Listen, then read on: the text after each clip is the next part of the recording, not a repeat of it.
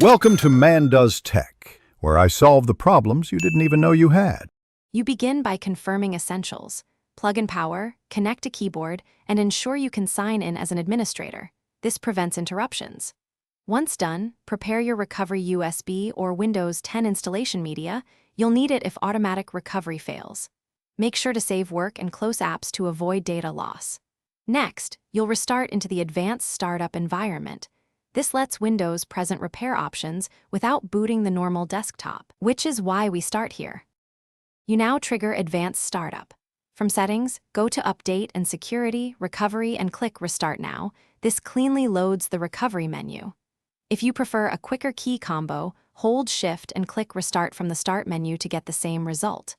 Alternatively, boot from your recovery USB, then choose Repair Your Computer. That's useful if Windows won't start. Once in the recovery environment, navigate to troubleshoot to access options like Startup Repair, System Restore, Command Prompt, and UEFI settings.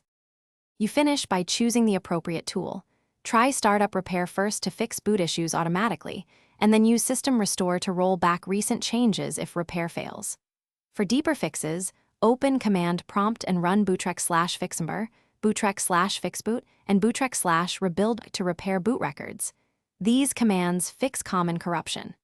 If nothing works, remove USBs and peripherals, reboot into recovery, and repeat. Often a stuck external device prevents successful repair.